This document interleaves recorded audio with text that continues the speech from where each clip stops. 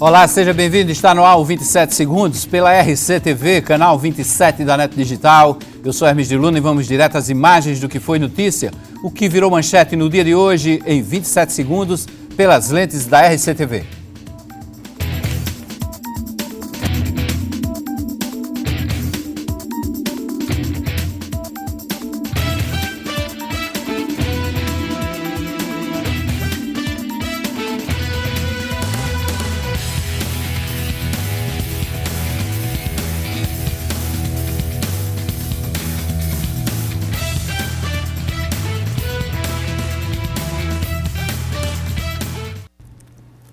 E hoje, aqui nos estúdios da RCTV, eu recebo ao vivo a secretária do Desenvolvimento Humano do Estado, a professora Cida Ramos. Vamos conversar aqui com ela. Cida Ramos, que disputou as eleições municipais deste ano pelo PSB, uma candidatura a prefeito de João Pessoa.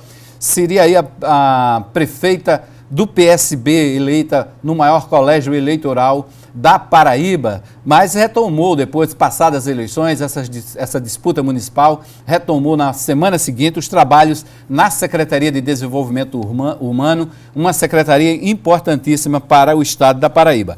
Cida, seja bem-vinda mais uma vez, prazer tê-la aqui no 27 Segundos na RCTV. Obrigada, o prazer é meu, fico muito feliz em poder voltar aqui e conversar um pouco sobre a situação do nosso estado, do país, das políticas públicas. Ô Cida, como é que foi essa experiência da candidatura a prefeita de João Pessoa? Hermes, eu digo que foi uma experiência muito positiva. Nós aparecemos no cenário político com uma candidatura diferenciada, uma candidatura que vinha até do ponto de vista estético, com diferenças, apresentando o novo.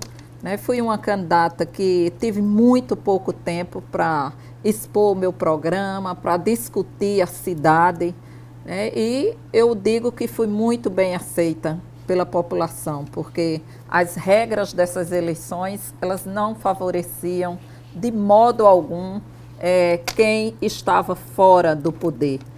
No Brasil inteiro a gente assistiu, foi um processo extremamente diferenciado, com as regras impositivas muito difícil para quem não tinha recursos, para quem se apresentava se colocando como novo. Então eu digo que a experiência ela valeu. Nós tivemos 33% dos votos com 45 dias para poder apresentar esse programa. Tivemos a metade do tempo de televisão, menos da metade do que o nosso adversário, e eu só posso dizer que eu sou alguém extremamente felizarda, porque eu tive a possibilidade de apresentar um programa, de defender, mesmo com o tempo reduzido, de dizer o que eu penso para essa cidade, como eu vejo essa cidade e o que eu quero para ela, e pude ter esse percentual que eu considero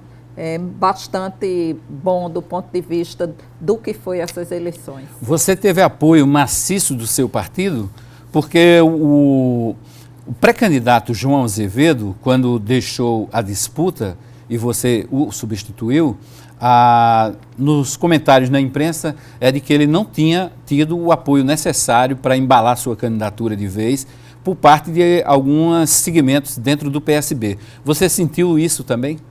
Eu tive o apoio do PSB, tive o apoio de um ator extremamente privilegiado, que tem uma história nessa cidade que é reconhecida pela população, que é o governador Ricardo Coutinho, Ronaldo Barbosa, presidente do partido no município, o tempo inteiro unificou o partido, fez com que o partido atuasse. Eu tive um respaldo muito grande, não apenas do PSB, mas da base aliada que nos apoiou. Nós tivemos o maior número de partidos apoiando a nossa candidatura. Foi uma candidatura bonita, alegre, foi uma candidatura que teve muita participação popular, a universidade se envolveu, segmentos importantes da cidade. Então, eu posso dizer que nós tivemos o apoio, sim, de todos que fazem o PSB e também de uma rede muito ampla, além da base aliada. Vamos para o condicionante se. Se a eleição se a campanha tivesse sido esticada aí por mais 15 dias, dava para ganhar? É um sim, né? Eu acredito que se as eleições elas tivessem ocorrido com regras diferenciadas, nós teríamos ganho esse pleito, nós teríamos feito a diferença, porque as pessoas elas iniciaram a vida política, a conjuntura nacional do país não permitia também que as pessoas elas entrassem na discussão de forma muito forte. Foi um momento político que continua sendo da vida do país muito difícil, né? As pessoas muito desconfiadas com a política em si. O debate, ele travava, ele não era um debate que a gente pudesse ampliar a discussão sobre a cidade, porque a discussão nacional, ela também mesclou com a discussão municipal. Isso tudo não fez com que esse debate ele pudesse ocorrer de forma mais aprofundada. O debate sobre a cidade, sobre os serviços, e talvez isso tenha impedido que a gente chegasse ao segundo turno. Eu tenho certeza que se nós tivéssemos chegado ao segundo turno, nós teríamos levado essa eleição.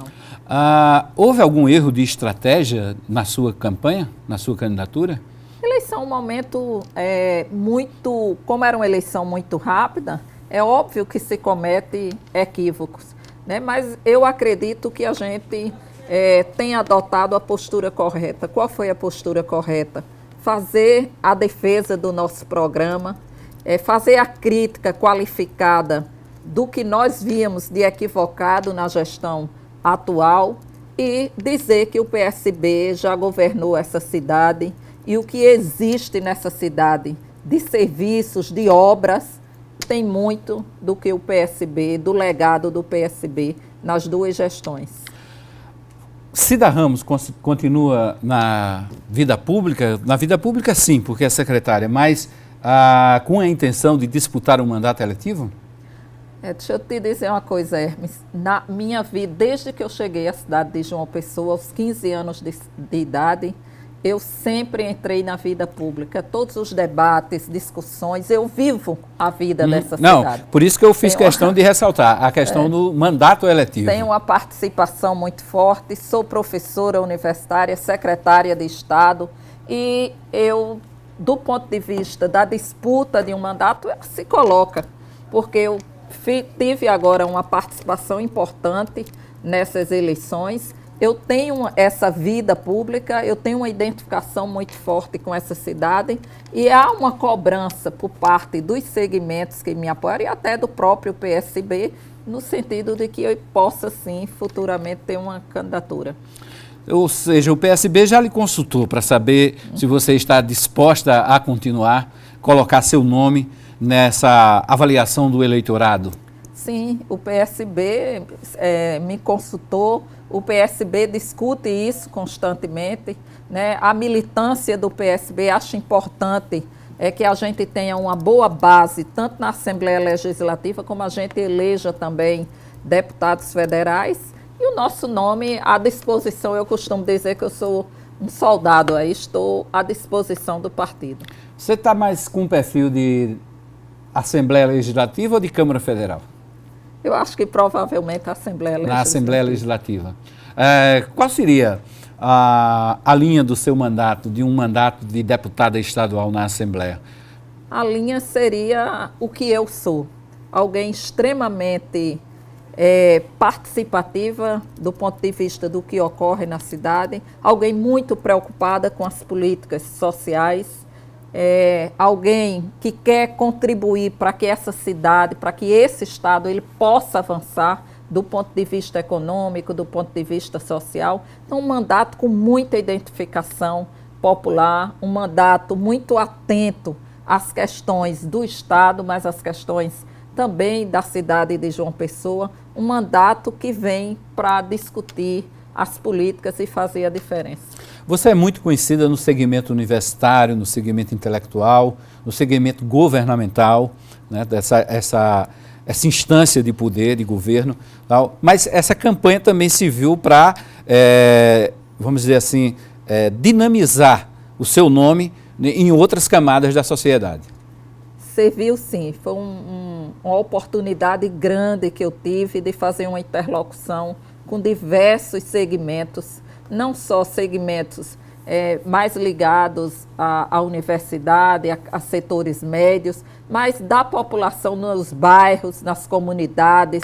E por onde eu passo, Hermes, eu sinto o carinho das pessoas. As pessoas dizem muito a mim por onde eu paro, em qualquer bairro que eu vá, elas dizem, é preciso continuar. Não foi dessa vez, mas nós acreditamos, nós queremos que você continue. Isso aí nos dá um ânimo e nos fortalece muito. Foi uma experiência muito boa. Tem algo que eu gostaria de dizer que me orgulha muito, né? Eu tive o apoio das pessoas que têm idade para votar, da população, homens, mulheres, jovens, mas também eu tive um carinho enorme por parte das crianças. E para mim isso é muito importante, porque eu tenho um trabalho muito forte na área de criança e adolescente, e eu via, né, percebo até hoje como elas entravam, como elas conversavam com os pais, como elas se empolgaram naquela campanha. E esse carinho até hoje, né, elas, quando me veem, é interessante. Essa semana eu passei pela Epitácio Pessoa de carro e uma criança do ônibus gritou meu nome. Né, é Cida Ramos. Então, isso nos dá a certeza de que nós estamos no caminho certo. Essas crianças daqui a 4 anos vão ter mais de 16 anos, já serão eleitoras. Muitas podem levar na memória, adolescentes. Podem levar na memória esse nome para 2018, não, mas 2020. Né? É essa a sua intenção, de colocar-se já para 2020? Está muito longe ainda? Está muito longe, eu não trabalho, né, com essa perspectiva. Eu faço política por convicção, faço política porque acredito que é um instrumento que muda a vida das pessoas. Eu acredito que eu tenho muito a contribuir nesse processo e 2020 está muito longe. Vamos pensar em 2018. Trabalhar muito, né, na Secretaria de Desenvolvimento Humano, fazer o que nós sabemos fazer, que é avançar as políticas públicas aqui no nosso estado. Eu fico muito orgulhosa de um estado como a Paraíba, um estado pequeno, Hermes, que reafirma políticas e programas e ações. Nós estamos pagando o abono natalino. São a gente vai falar sobre isso no próximo bloco, porque é um assunto que a gente pode esticar mais um pouquinho, que é um programa importantíssimo também. Acredito que interessa aí a muita gente. Já está pagando, né? Já está pagando. A gente vai detalhar tudo isso no próximo bloco. Vamos ao intervalo e a gente volta em seguida com 27 segundos. Hoje, conversando aqui ao vivo com a professora Cida Ramos, secretária de Desenvolvimento Humano do Estado da Paraíba. Fique ligado e a gente volta em seguida. É rapidinho o nosso intervalo.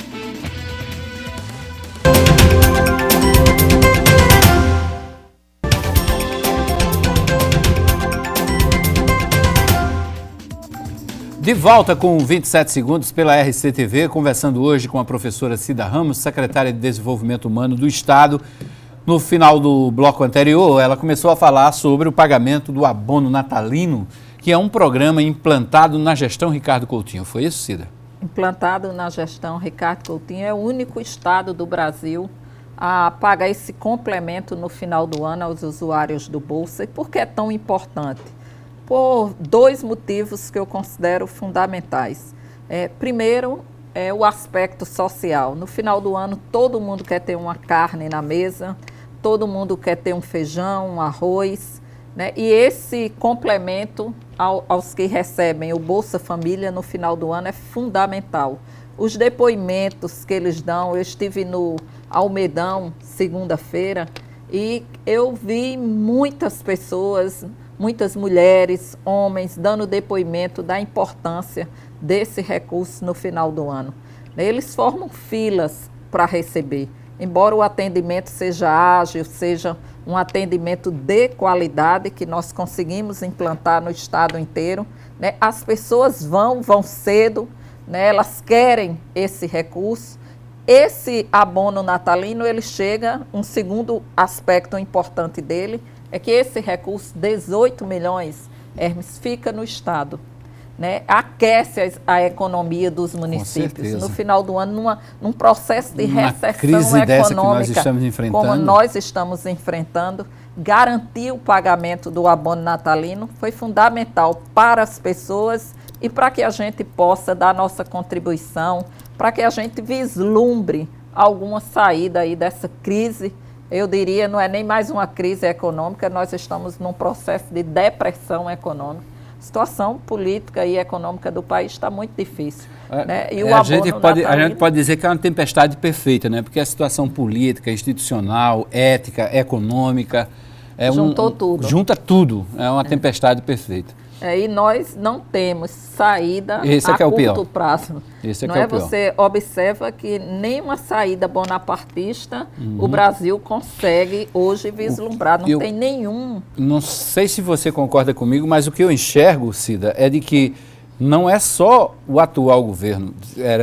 Se questionou-se muito a gestão de Dilma Rousseff, ela acabou sofrendo um processo de impeachment, eu não quero nem discutir os méritos desse processo, mas colocaram um governo que estava tentando tirar o país da crise financeira. E se vê que não tem dado resultado das ações que ele tem. E a gente olha para fora do governo e não encontra outra liderança, assim, vamos dizer, capaz de retomar isso, né?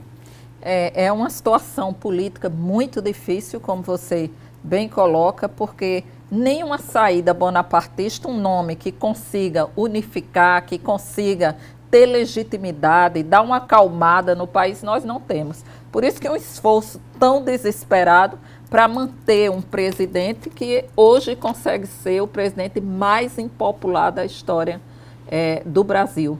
É uma situação política em que a gente todo dia aí é sobreassaltado com os três poderes em conflitos. Nós temos aí uma situação econômica que os estados estão decretando praticamente falência, não é? Sendo submetidos a regras que não vão tirá-los da situação em que eles se encontram do ponto de vista financeiro. E a Paraíba, você observe, estados como Minas Gerais, Rio Grande do Sul, né, estados, Rio de Janeiro, estados que têm economias fortes, fontes de arrecadação muito fortes, e hoje fecham um restaurante popular, tiram auxílio moradia, o Rio de Janeiro, que tinha uma renda cidadã, acabou. Então, as políticas públicas, elas estão sofrendo um retrocesso muito grande. E a Paraíba reafirmar cofinanciamento para os municípios investirem nos CRAs, nos CREAs, nos 223 municípios, reafirmar o programa Abono Natalino, reafirmar programas como o Acolher para idosos, colocando recursos, ampliando esses recursos, é algo muito significativo e muito importante. Diz o tipo de governo que nós temos. E é por isso que eu me orgulho muito de ver que o IDH da Paraíba, ele tem conseguido sair do médio para o alto patamar. Né? Nós conseguimos e é resultado dos últimos 4 anos, e aí eu não vou ser modesta, tem tudo a ver com o governo Ricardo Coutinho.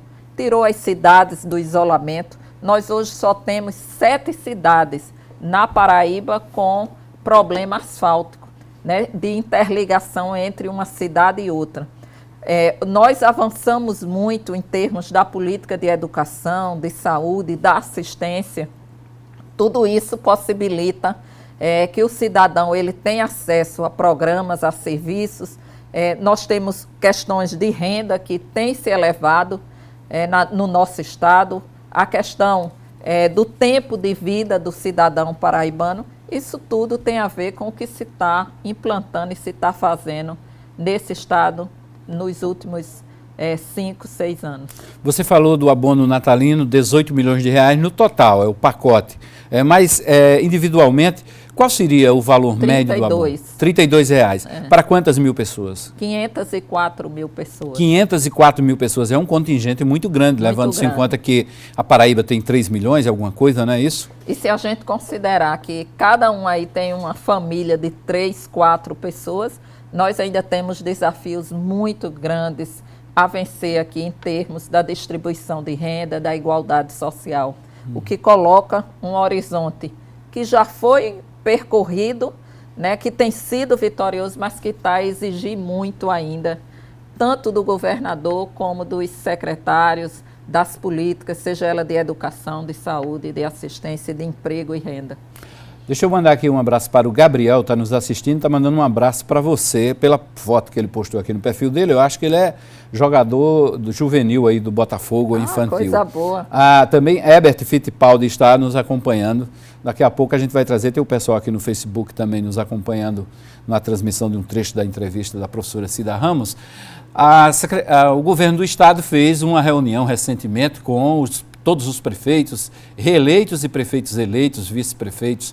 O que é que a Secretaria do Desenvolvimento Humano pode oferecer de parceria a essas gestões? Nós tivemos um stand lá, foi uma reunião importantíssima, foi uma reunião de trabalho, não foi uma reunião de política, o que demonstra também como essa gestão ela trabalha, porque lá foi discutido parcerias. Nós consideramos fundamental que o Estado, independente da cor partidária, possa chegar junto dos municípios, e foi isso que foi discutido lá. As secretarias apresentaram as políticas que têm, apresentaram os serviços, nós apresentamos o programa de economia solidária, de cisternas, os programas na área de segurança alimentar, na área da assistência social, na área de emprego e renda, né? E foi muito bem aceito, muito visitado o nosso stand pelos prefeitos, muitas parcerias foram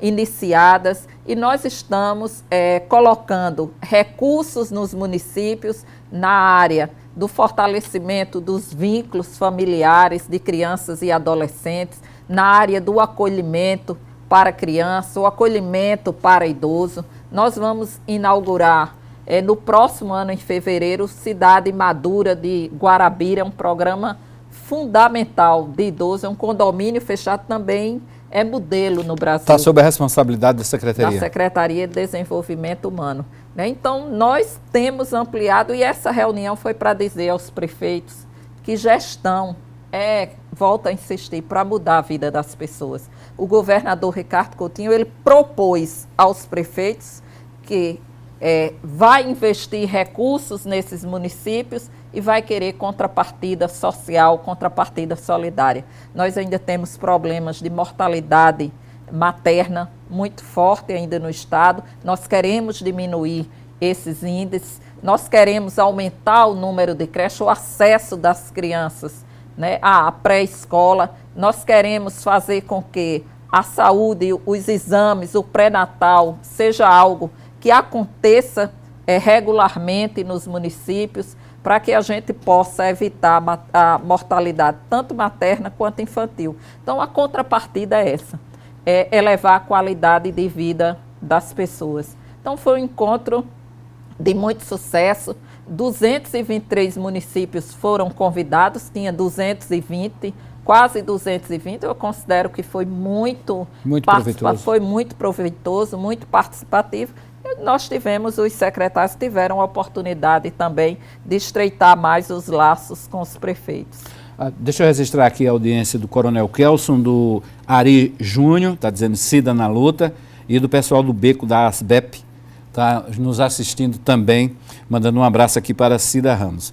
Bom, a gente vai a mais um intervalo, na volta a gente vai continuar essa conversa com a professora Cida Ramos, secretária do Desenvolvimento Humano. A gente tem muito ainda que conversar, vamos sentir também de Cida, que é uma pessoa que acompanha a cena política do país como um todo, como é que ela está vendo a situação. Ela já deu uma pincelada aí por cima dessa situação do Brasil, mas vamos detalhar mais um pouquinho o pensamento de Cida em relação ao que se passa hoje no país. Fique ligado, a gente volta em seguida com o terceiro bloco do 27 Segundos ao vivo.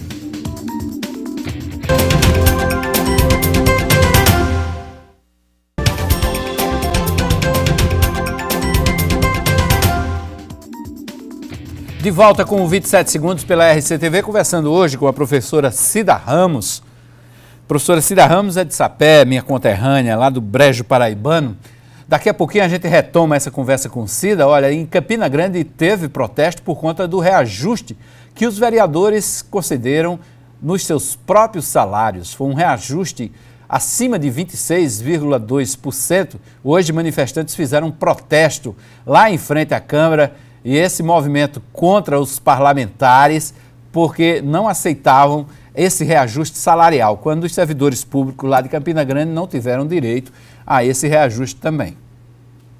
Foi jogando esterco na Câmara Municipal de Campina Grande que esses estudantes protestaram contra o reajuste salarial de 26% dos vereadores e a implantação do 13º salário, aprovados em uma sessão rápida nessa quarta-feira. Para demonstrar qual é o sentimento da população com relação à Câmara de Vereadores, de completo desprezo, tal qual o esterco para a gente é coisa ruim, nós também viemos representar isso aqui para eles. O grupo se dirigiu até as galerias exigindo respeito ao povo campinense. O povo merece respeito! Esse professor não admite a medida dos parlamentares. A política pública para a educação, para a saúde, leva anos, se não décadas para ser aprovada. Enquanto uma lei que aumenta o próprio salário e institui um 13º foi aprovado em questão de horas. O presidente da casa, o vereador Pimentel Filho, afirmou que não há irregularidade alguma, nem no aumento, nem na aprovação do 13º, e que a sessão foi feita dentro do regimento. Nós obedecemos toda a legislação. Teve a subscrição de mais de 18 vereadores, depois o requerimento que pediu a inclusão tinha sido colocado um dia anterior, nós tiramos até por causa do código e foi seguindo o trâmite. Em pouco tempo, a equipe de limpeza retirou o esterco que estava espalhado na frente e no hall de entrada da Câmara. E quando o clima parecia ter acalmado, mais manifestantes chegaram. A polícia militar foi acionada e os portões fechados. Só que um funcionário resolveu abrir e eles seguiram para as galerias, gritando palavras de ordem. A audiência pública, que acontecia com a presença de poucos vereadores, foi interrompida e o plenário esvaziado. Então, o grupo decidiu seguir para as portas dos gabinetes para exigir a revogação do reajuste. Eles estão tendo um reajuste maior do que o salário da maioria dos trabalhadores. Então os trabalhadores simplesmente, de uma maneira espontânea, se indignaram, pediram para vir para cá e nós não poderíamos deixar de fazer esse protesto, de dizer para a população de Campina Grande, não aceitem isso. Todos os vereadores foram embora. O vereador Pimentel Filho, antes de sair, afirmou que não volta atrás. Não, já foi publicada. Não tem que revogar, porque se revogar os vereadores ficam sem subsídio. É preciso entender que é preciso votar agora, na legislatura atual. Não na próxima. Na próxima não pode, mas a lei não permite. Pois é, tá aí esse reajuste que gerou muito protesto lá em Campina Grande. Deixa eu registrar aqui, o Jorinho Toscano está dizendo, excelente entrevista concedida por Cida Ramos, programa da RCTV, parabéns pelo brilhante trabalho. E Herbert Fittipaldi deixa um recado aqui, temos que continuar cobrando a instalação das máquinas de hemodiálise, a conclusão da obra da Beira Rio. Tem problemas assim na saúde municipal, Cida? Você que andou aí na campanha, você verificou isso? Eu verifiquei que tem muitos problemas. A saúde, eu diria que é a política mais frágil da atual gestão, né? Nós temos problemas nos PSFs, e eu ontem tive a notícia, até registrei isso em Facebook, de fechamento de PSF em nossa cidade, transferência para outro local, prejudicando pessoas com deficiência, idosos, que já têm dificuldade quando é no próprio bairro, imagine transferindo para outro bairro, mesmo sendo na região. Nós temos esse problema das máquinas da hemodiálise, não é nem apenas das máquinas que foram totalmente inviabilizadas porque não houve uma ação da atual gestão no sentido de implantar o serviço, mas também as pessoas que até hoje que têm problemas nesse sentido e que não têm atendimento. Nós temos ausência de medicamentos, né, de insumos nos PSFs, falta tudo. Nós temos também uma dificuldade muito grande para que um cidadão possa realizar um exame simples. É uma situação bastante complexa da saúde em João Pessoa. Né? E como foi colocado aí, eu costumo dizer assim, quem não quer ser cobrado, não seja gestor. É tanto que eu sempre venho à imprensa, desde que entrei na Secretaria de Desenvolvimento Humano, e costumo dizer, podem fazer as cobranças necessárias, que eu vou dizer o que nós avançamos, o que precisamos avançar e o que ainda estamos com dificuldade. Nesse sentido, eu me coloco como uma cidadã atenta aos problemas dessa cidade.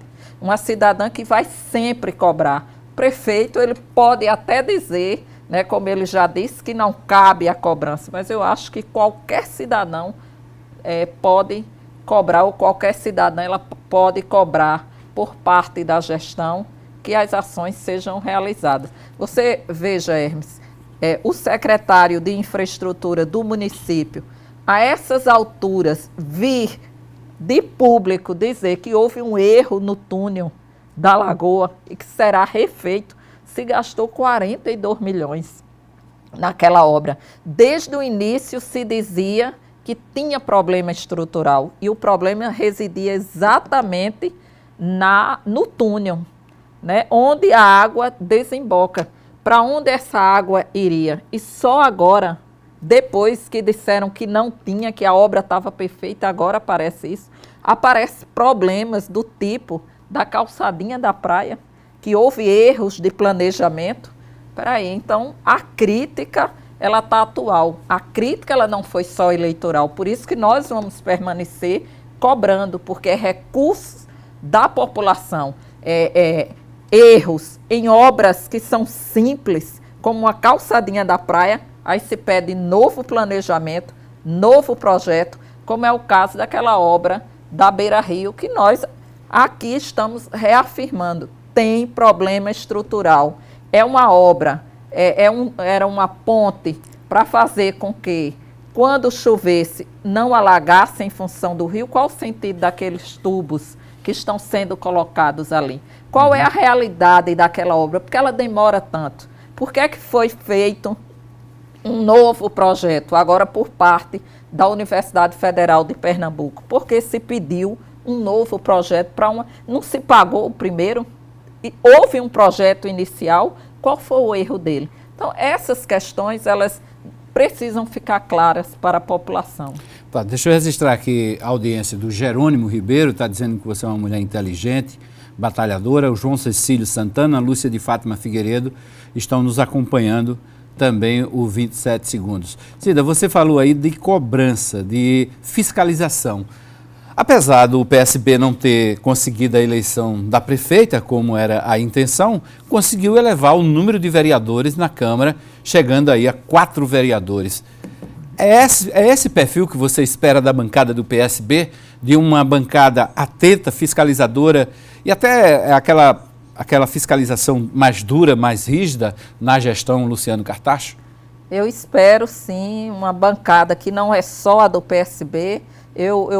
Nós temos conversado muito com os vereadores que nos apoiaram, que foram eleitos pela base. Nós esperamos que eles cumpram e façam aquele papel que as pessoas esperam de cada um deles, que é a cobrança qualificada, é a crítica, não a crítica mesquinha, a crítica pela crítica, mas fazer a crítica bem feita, a crítica fundamentada e a cobrança necessária. É isso que a população espera dos vereadores. Ação, compromisso, presença nos bairros, sabendo o que está ocorrendo com cada cidadão, sabendo por que é que um PSF não funciona, por que é que uma rua ela permanece há décadas, permanece por muito tempo sem calçamento, quando na prefeitura consta que a rua está calçada, né? Então, é isso que a gente... eu tenho certeza que esses vereadores eles vão cumprir. Nós vamos ter uma bancada muito mais qualificada, nós vamos ter uma bancada que vai ter compromissos mais firmes e mais próximos com a população. Você acha natural que a bancada do PSB apoie uma candidatura do PSDB?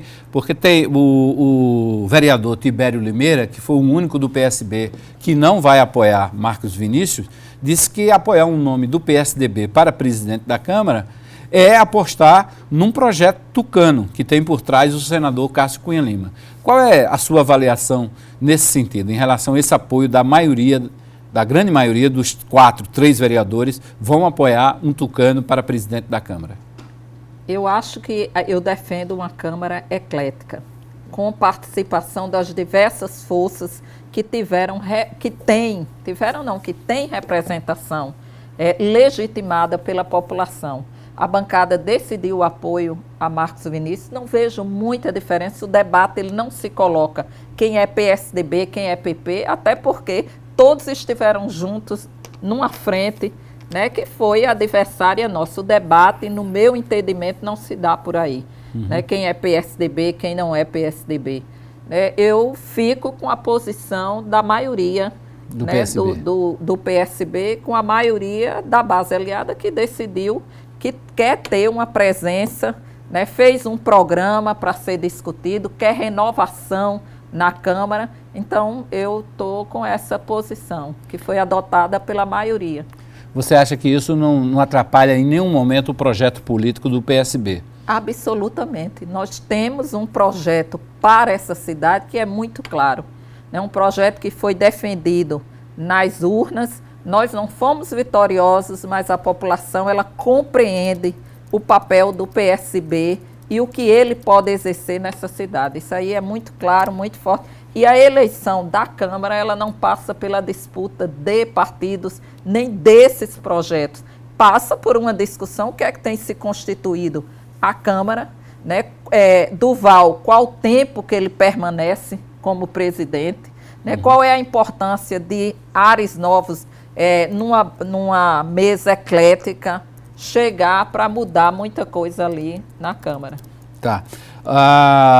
Aliás, o PSB, na chapa de Marcos Vinícius, vai ficar com a primeira secretaria, né? Que é um cargo estratégico dentro da mesa diretora. E vai ficar em comissões. Eu acho isso fundamental. Acho que esse processo, né, de que a gente possa ter participação, não só apenas na mesa, mas nas comissões, é muito importante. Ok, vamos dar mais um intervalo e a gente volta em seguida com o quarto e último bloco do 27 segundos. Você vai ver conferir como é que foi a diplomação dos eleitos aqui em João Pessoa. Fique ligado, a gente volta em seguida para concluir essa entrevista aqui com a professora Cida Ramos.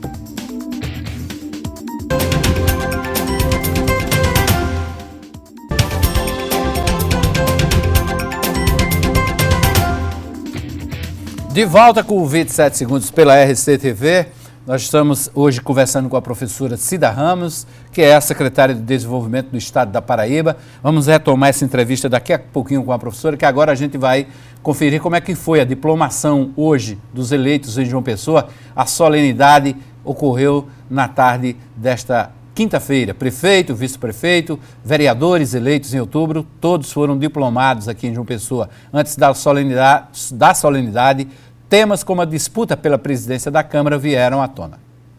Antes da diplomação, pouco se falou nela. No local do evento, o vereador que chegava era questionado sobre um dos assuntos mais discutidos nos últimos dias, envolvendo a Câmara Municipal de João Pessoa, a eleição da mesa diretora marcada para fevereiro. Todos os vereadores são meus amigos. Marco, que é o outro candidato a presidente, é meu amigo, é meu irmão. E acredito que com toda certeza, ou ganha o Marco, ou ganha Duval, ou então um terceiro nome. Hoje nós temos uma candidatura que já não pertence mais a mim, pertence a 15 vereadores e a disposição nossa aí é o fim. O vice-prefeito eleito também não escapou das perguntinhas extras, até porque há a possibilidade de ele nem tomar posse, continuar como deputado federal. Um vice-prefeito, ele é apenas aquele que substitui o prefeito. E eu sou um cidadão irrequieto que gosta de trabalhar do início do dia até altas horas da noite.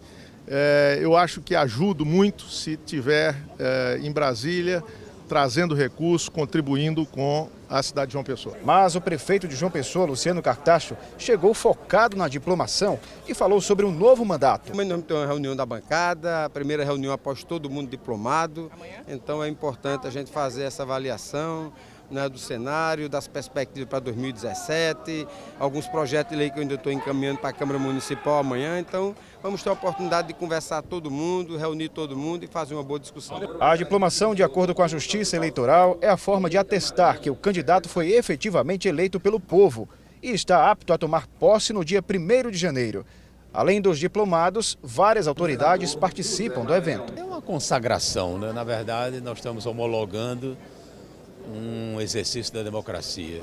Existiram várias etapas que no decorrer do processo eleitoral ele é sacramentado, ele é finalizado na diplomação.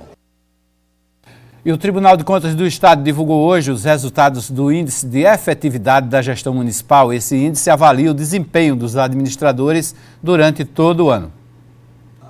A entrevista coletiva foi convocada pela presidência do TCE para apresentar o resultado do primeiro estudo do Índice de Efetividade da Gestão Municipal, o IEGM.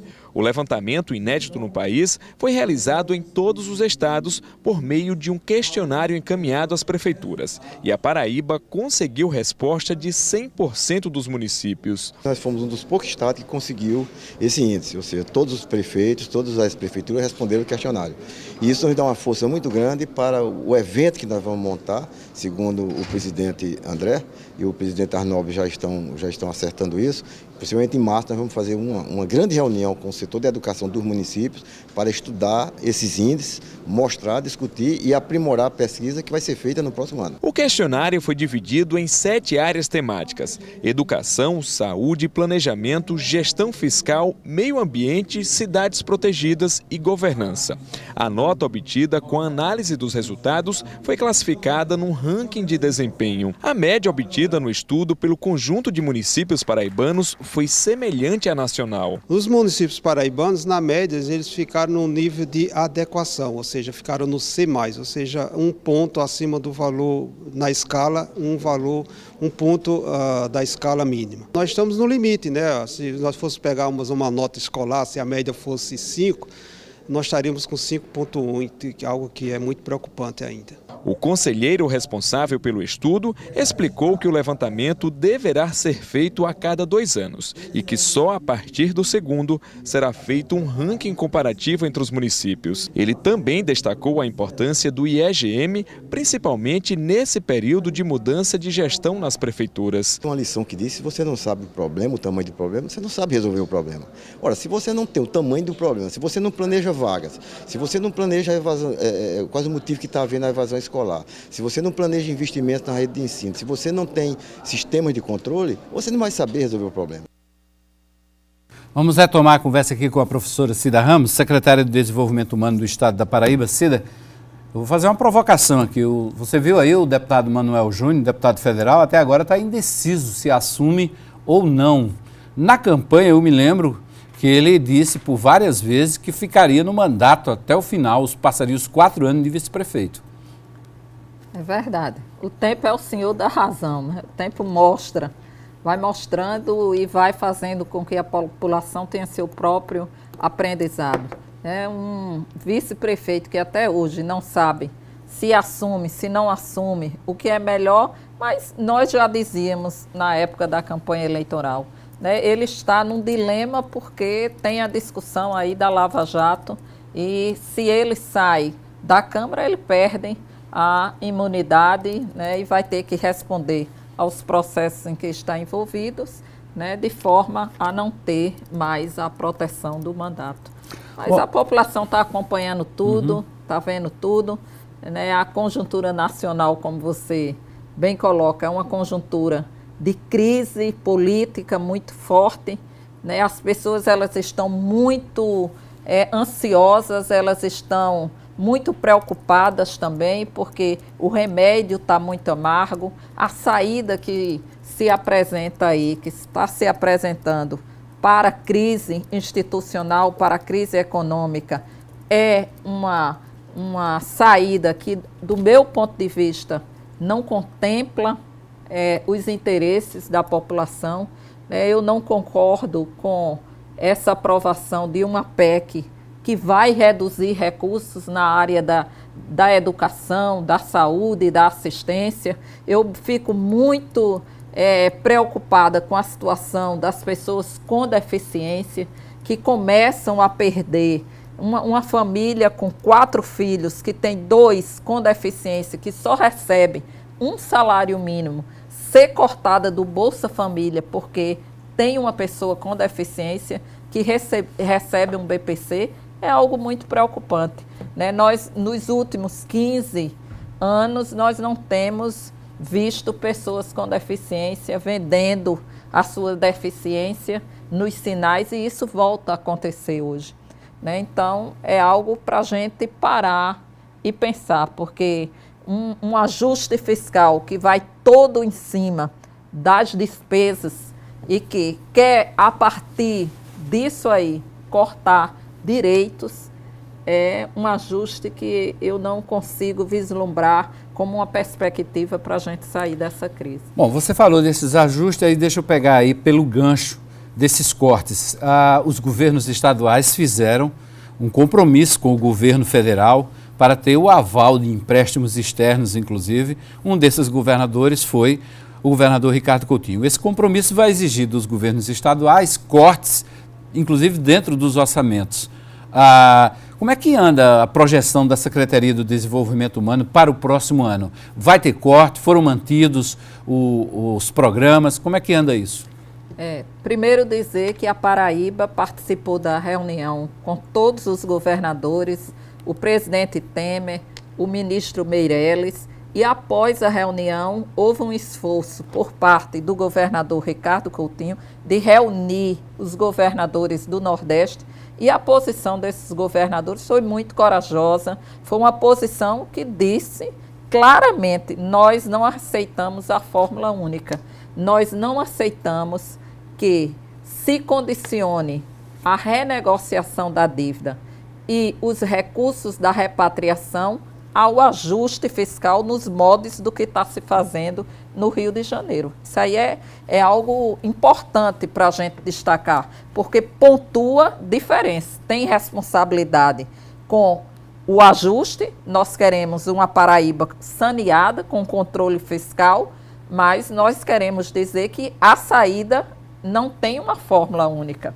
Nós entendemos, isso está expresso no nosso orçamento, a Secretaria vai manter todos os programas, os recursos foram mantidos, nós vamos ter até uma ampliação de recursos, e com isso nós reafirmamos: a saída para a crise, ela precisa se dar por um novo investimento, um novo ciclo econômico, e esse ciclo econômico, para aquecer a economia, ele precisa estar aliado ao desenvolvimento das políticas e o acesso da população a essas políticas. Ok. Cida Ramos, queria agradecer mais uma vez sua presença aqui no 27 Segundos na RCTV. Muito obrigado pela entrevista. Boa sorte aí nessa sua caminhada. Eu sou daqueles, você sabe, que parcialmente torço pelo seu sucesso. Inclusive, como representante de um segmento tão importante do eleitorado pessoense, eu acho que o seu nome também engrandecerá o Legislativo, seja na Assembleia Legislativa ou seja na Câmara Federal. Muito obrigado por sua presença mais uma vez aqui na RCTV. Suas palavras me deixam extremamente feliz. Eu quero agradecer a todos que interviram aí, que nos deram apoio, que colocaram aí a confiança no nosso trabalho, e dizer que nós vamos seguir em frente, continuar fazendo o que sabemos fazer muito bem, que é trabalhar na defesa dos que mais precisam, trabalhar para que a gente possa ter relações sociais e humanas mais solidárias e mais decentes. Ok, mais uma vez, muito obrigado. Cida Ramos, professora, secretária de Desenvolvimento Humano do Estado da Paraíba. A Rede Unimed completou 45 anos de atuação em João Pessoa. Hoje a Assembleia Legislativa fez uma sessão especial em homenagem à cooperativa. Considerada a mais completa rede de assistência médico-hospitalar privada do Estado, a Unimed chega aos 45 anos com a saúde em dia. Se você analisar o cenário nacional, pouquíssimas empresas desse porte, principalmente, conseguem sobreviver tanto tempo e sobreviver de uma forma muito bonita e muito elegante. E o reconhecimento veio também da Assembleia Legislativa. Uma sessão especial nesta sexta-feira pela manhã, proposta pelo deputado Raoni Mendes, lembrou a vitalidade dessa cooperativa médica. Existem muitos benefícios, muitas pessoas salvas, muitas pessoas nascidas, muitas pessoas protegidas pelo plano e principalmente pela inovação que foi a época desses 106 fundadores montaram um modelo de negócio para poder tratar de saúde, principalmente no município de João Pessoa e agora que se expandiu no Brasil inteiro. A sessão foi prestigiada por cooperados, colaboradores, clientes e autoridades. A Unimed tem sido fator importante na saúde complementar do cidadão, tem prestado relevantes serviços, tem oferecido o melhor que pode, tanto é que é renome e principalmente na Paraíba, que ela é reconhecida como uma das melhores atuações de Unimed nesse campo. Os resultados foram promissores, hoje consagrada dentro da sociedade, respeitada dentro da classe médica e que traz uma contribuição dentro do seu objetivo, dentro da sua missão, que é de prestar um serviço qualificado, com ética, com respeito. A história da Unimed João Pessoa começou em 1971, quando um grupo de médicos paraibanos inovou o cooperativismo. Nunca passou pela minha cabeça que a Unimed atingiria essa dimensão, né? É uma dimensão que causa até surpresa e, vamos dizer de uma certa forma, até inveja, não somente no Brasil. São 2.000 funcionários e 1.700 cooperados que atendem uma carteira de 145 mil clientes. Em 2015, a receita da cooperativa ultrapassou os 526 milhões de reais. A Unimed é a maior cooperativa do estado. É uma cooperativa que emprega mais de 2.000 funcionários, tem 1.700 cooperados e toda uma cadeia de negócios que ela gera, de laboratórios, de clínicas, de hospitais. Então a importância econômica e social da Unimed João Pessoa é enorme no contexto aqui do estado da Paraíba. A Unimed diversificou e ampliou sua prestação de serviços. Tem um hospital referência que leva o nome do seu fundador, o oftalmologista Alberto Urquiza Vanderlei, e dispõe também de 175 clínicas, 46 laboratórios, 17 hospitais, 7 prontos-socorros, 2 núcleos de saúde e um espaço saúde e bem-estar. A Unimed avança para chegar às 5 décadas com o desafio contínuo de investir em tecnologia, humanizar o atendimento e contribuir com a responsabilidade socioambiental. Tá aí. Essa reportagem aí especial das comemorações de mais um aniversário da Unimed, importante cooperativa médica do estado da Paraíba. Chegamos ao final do 27 segundos. A todos uma boa noite. Amanhã, 9 horas da noite, eu estou aqui com 27 segundos e a gente vai trazer num programa especial a cobertura dos bastidores da solenidade de diplomação dos eleitos em João Pessoa, que aconteceu hoje à tarde. Tem muita conversa amanhã para a gente destrinchar os cenários políticos, os bastidores da gestão em João Pessoa. Você vai ouvir entrevistas com várias personalidades que passaram nessa solenidade hoje à tarde, que ocorreu aqui em João Pessoa. Entrevista, inclusive, com o prefeito, com o vice-prefeito e com vereadores eleitos no pleito deste ano. A todos uma boa noite. Até amanhã, 9 da noite, com o 27 segundos.